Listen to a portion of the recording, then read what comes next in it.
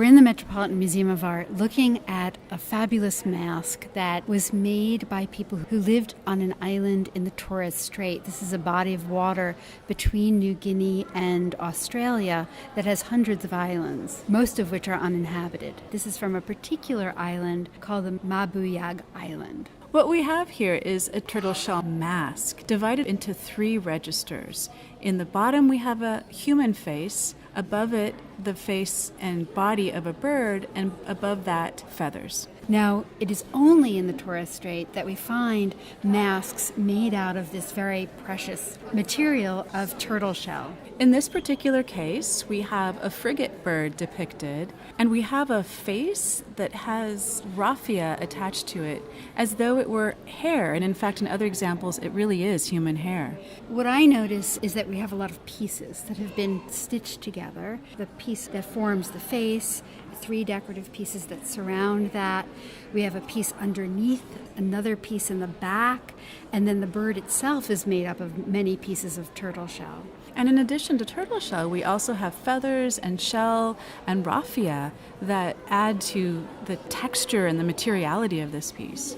And of course, this would only have been one part of an elaborate costume used in a masquerade. It would have been seen in motion in front of an audience when it was actually used. Right, music, those feathers on the top moving in the wind, and the raffia that we see for the hair also moving. So we're seeing it in a very static way, which is very unnatural. And it's likely the dancer was making the gestures of a bird. So who's represented here? Art historians conjecture that perhaps this is a face of a hero, someone who lived in the past. It could also be an ancestor. It could be an older person, because we have this lovely lattice work around the sides of the face and the bottom, which suggests a beard.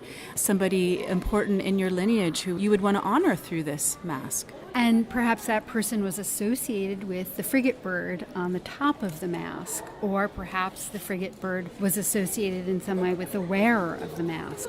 And in that sense, the bird could be seen as a totem, that is, a mythological creature that connected to a particular lineage or a family. Maybe it was an animal that they didn't hunt, maybe it was an animal that they regarded as unique and special. Because we have to ask ourselves why the artist created it. Why did they spend so much time carving this, putting it together? We know turtle shell was actively traded, and that European sailors in particular were interested in collecting turtle shell in the early 1800s.